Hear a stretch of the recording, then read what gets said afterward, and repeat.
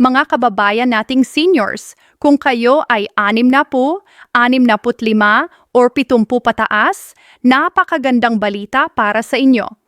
Ngayong taon, marami tayong mga nagbago na dapat ninyong malaman dahil direktang nakakaapekto ito sa inyong pera.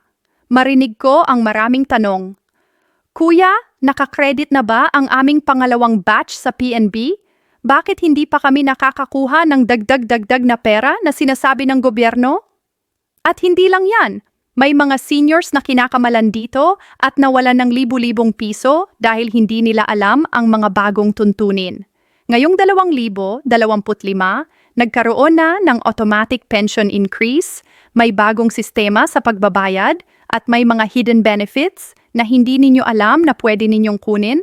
Mayroon din kaming mga warning signs na dapat ninyong bantayan para hindi mawala ng pera dahil sa mga reduction o clawback.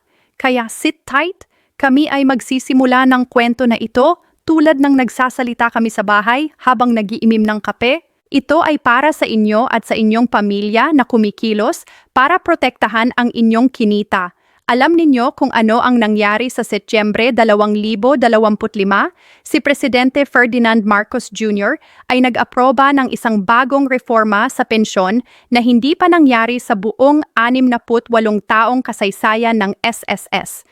Ito ay tinatawag na Pension Reform Program 2025 at ito ay 3 taon na tatatagal. Mula 2025 hanggang 2027 para sa mga retirado at taong may kapansanan na katulad ninyo, makatanggap kayo ng 10% na dagdag sa inyong pensyon. Ang survivor pensioners o mga pamilya na nag-iwan ng bangkay ay makakatanggap ng 5%. Ngunit hayaan ninyong ipakita ko kayo ng mga tunay na numero. Bago ang reforma, ang average na retirado na may edad 60 hanggang 89 na taong gulang ay tumatanggap ng humigit kumulang 4,923 piso bawat buwan. Ngayon, pagkatapos ng unang taon na ito, umabot na ito sa humigit kumulang 5,415 piso bawat buwan. Pagkatapos ng 3 taon, 2025, 2026 at 2027, ang inyong pensyon ay tataas ng mahigit 1,625 piso o 33%. Yan ay 41,145 piso dagdag sa 3 taon. Para sa mga seniors na tumatagal ng buhay, ito ay malaking tulong lalo na ngayon na ang presyo ng pagkain, gamot at renta ay tumataas araw-araw. Pero tingnan natin kung saan nanggagaling ang 14,500 piso na nakita ninyo sa title. Ito ay ang maximum salary credit para sa MSC mula 2025 hanggang dito. Pero hindi lahat ay makakakuha ng ganyan. Ang number na ito ay para sa mga taong kumita ng malaki habang nagtatrabaho at nag-ambag ng maraming taon sa SSS. Kung kayo ay nag-ambag lang ng average, magiging mas mababa ang inyong pensyon. Ngunit huwag matakot, maraming paraan para pataas ang inyong kita sa retirement at sasabihin ko sa inyo lahat ng mga ito. Ito ang tanong na pinakamadalas ninyong itinatanong. Kuya, saan na ang aming pera? Nakikita ko sa TV na automatic daw, pero walang dating sa akin. Marinig ko ang inyong alalahanin, kaya tingnan natin kung ano ang tunay na nangyari. Mula noong Setyembre 2025, ang SSS ay nagsimula ng automatic na tataas ang pensyon bawat taon. Para sa mga seniors na naka-auto-debit sa kanilang bank account o naka-UMID card, ang pera ay direktang napupunta doon. Ang payment schedule ay based sa penultimate digit ng inyong SSS number, yan ay ang second to the last na numero. Kung ang inyong numero ay 34 na dash 12345678, ang inyong penultimate digit ay 7, kaya kayo ay makakatanggap ng pension between the 16th hanggang end of month. Para sa iba naman, nag-vary. Maraming kumbento na seniors ay naghihintay ng lalong maagang date sa buwan, at kung hindi pa nidadating, agad sila nag-aalala. Ngayon, tungkol sa pangalawang batch sa PNB, ang Philippine National Bank, ito ay isa sa mga main disbursement channels ng SSS. Ang batches ay nangangahulugan na ang SSS ay nagpadala ng malaking grupo ng pension payments sa lahat ng SSS pensioners sa isang particular na pagkakataon. Para sa November 2025, ang SSS ay nag-disperse ng mga payment sa dalawang grupo. Una ay ang mga ending sa 0 hanggang 4 sa kanilang SSS number mula November 1 hanggang 15. Pangalawa ay ang mga ending sa 5 hanggang 9 mula Nobyembre 14 hanggang end ng buwan. Kung kayo ay bahagi ng second batch at nag-PNB kayo, dapat ninyong makita ang credit sa loob ng itong petsa. Pero may mga problema, sometimes ang inyong bank ay may technical delay. Kaya ang una ninyong gawin, basahin ang inyong account sa online banking o mag-text sa inyong bank para makita ang status. Huwag agad kumuha ng anxiety. Subukan ninyong i-refresh ang inyong account bawat 2 oras. Kung lampas na ng 3 hanggang 5 working days at wala pa rin, dapat na magsalita kayo sa SSS office mismo. Nandito ang bahagi na importante pero maraming seniors ang di alam. May hindi visible na reduction sa inyong pension na tinatawag na clawback. At mayroon din kayong tax obligations na basta-basta natutuyot ang maraming tao. Pakinggan ninyo ng mabuti. Una, ang clawback, ito ay nangyayari kapag kayo ay tunay na mahirap sa pera at nag-apply para sa pensyon na mas mabilis kaysa usual o kapag may error sa inyong records sa SSS na nagresulta sa oversupply. Ang SSS ay automatikong abot ang maliliit na bahagi ng inyong pensyon hanggang makabayad kayo ng back payments o corrections. Kaya kung bigla kayong nakita na ang pensyon ay mas mababa kaysa inaasahan ninyo, i-check ang inyong My SSS account o magsalita sa SSS officer para malaman ang totoong dahilan. Pangalawa, ang taxes. Maraming seniors ang hindi alam na ang SSS pension ay subject sa income tax. Ang SSS ay required na mag-withhold ng tax mula sa inyong monthly payout bago pa lamang ito maipakredito sa inyo. Kung kayo ay retirado at may ibang kita pa, like rentals or business income, dapat kayong mag-file ng income tax return. Maraming seniors ang nagsusuffer dahil sa surprise na dapat bayaran ang taxes at ang SSS ay hindi sila nag-inform ng maayos. Kaya isa sa mga best practice ay kumonsulta sa isang accountant or tax professional para malaman ang inyong exact tax obligations para sa taon. Ang isa pang hidden reduction ay kung kayo ay nag-apply para sa early retirement bago ang normal retirement age. Mayroon kayong reduced pension amount. Pwedeng umaabot ng 20 hanggang 30% mas mababa. Kung ito ang inyong sitwasyon, dapat kayong magsalita sa SSS para makita kung may options para tukoy-tukoyin ang inyong reduced amount at planuhin ang inyong budget accordingly. Ngunit hindi lang bad news, maraming magandang balita. Ang SSS ay nag-launch ng mga bagong programa na maraming seniors ang di alam.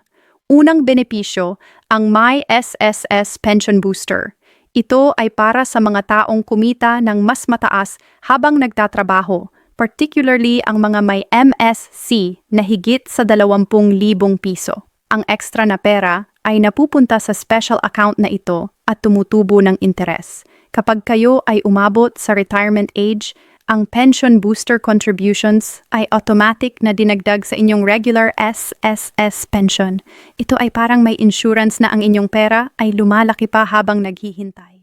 Pangalawang bagong benepisyo, ang Calamity Loan Program Revision. Ang SSS ay binaba ang interest rate mula 10% hanggang 7% para sa emergency loans. Kaya kung mayroon kayong unexpected na gastos, medical bill, house repair, or tulong sa pamilya, hindi na kailangan kayo mag-utang sa loan sharks na may 20 hanggang 30% na interest. Ang SSS ay mas mura ngayon. Pangatlong bagay, ang 13th month pension. Ito ay automatic na para sa lahat ng qualified pensioners. Wala nang kailangan apply. Ito ay napupunta sa inyong account sa pagtatapos ng taon bilang bonus, perpekto para sa Christmas expenses at holiday gifts. At mayroon pa ang additional benefit allowance na 1,000 piso bawat buwan under the regular SSS program. Ito ay para sa qualified beneficiaries at ito ay automatic na included na sa inyong calculation. Pero maraming seniors ang di alam na ito ay available dahil hindi sila nag-check ng inyong SSS account online. Ngayon, saan kayo pupunta kung meron kayong tanong o problema? Ito ang mga importante na dapat ninyong malaman bago pumunta sa SSS office. Una, mag-prepare ng inyong documents. Dadalhin ninyo ang inyong valid ID, inyong Social Security number or SSS card, at kung may problema sa payment, dadalhin din ninyo ang inyong bank statements bilang evidence. Pumunta sa pinakamalapit na SSS branch ninyo, maraming branches sa metro at provincial areas din. Ang best time na magpunta ay umaga, between 8 a.m. at 11 a.m. dahil mas mahina ang pila at mas maasahan ang staff na may energy pa. Pangalawang strategy, maximize your payout. Kung kayo ay may choice sa payment method, i-choose ninyo ang direct bank deposit sa inyong savings account. Ito ay mas secure, mas mabilis, at walang risk na mawalan ng cash sa street o makuha ng mga scammers. Kung wala kayong bank account, i-open ninyo ang isang UMID ATM card na direktang connected sa SSS or i-ask ang inyong pinakamalapit na branch para sa options. Pangatlong strategy, track your pension amount carefully. Huwag mag-rely lang sa assumption o sa sinasabi ng iba. Check your My SSS account once a month o kung wala kayong internet, i-request ng statement sa SSS branch bawat 3 buwan. Alam ninyong exactly kung magkano ang dapat ninyong tanggapin at kung may diskrepansya, kayo ay makakahingi ng correction agad, hindi na maghihintay ng ilang taon na may problema. Pang-apat na strategy. Kung kayo ay may dependent children o spouse na wala sa trabaho, i-register sila bilang beneficiaries. Kapag kayo ay namatay, sila ay makakatanggap ng death or survivor pension na 5% ng inyong pensyon. Ito ay importante para protektahan ang inyong pamilya pagkatapos ninyo. Maraming seniors ang nakinabang sa one-time payment na 1,000 piso na ipinamahagi ng SSS simula 2025. Ito ay para sa lahat ng qualified pensioners na may active account. Ang pera ay automatic na na-credit sa inyong account sa taong ito, walang kailangan i-apply. Kung hindi pa ninyo nakita ito sa inyong account, siguro ay nasa processing pa lang siya o may technical delay sa inyong bank. Subukan ninyong i-contact ang SSS hotline o bumisita ng website para malaman ang exact date ng credit para sa inyong case. Ngayong taon din, ang SSS contribution rate ay umabot na ng 15%. Ito ay 10% employer contribution at 5% employee contribution para sa regular workers. Para sa self-employed at voluntary members, kayo ang magbabayad ng full 15%. Pero ito ay temporary na na-freeze ang contribution increase dahil prioritize ng gobyerno ang pension increase para sa inyo. Kaya walang kailangang alalahanin na tataas pa ang bayad ninyo ngayong taon at susunod na taon. May bagong policy rin ang SSS tungkol sa change of disbursement account.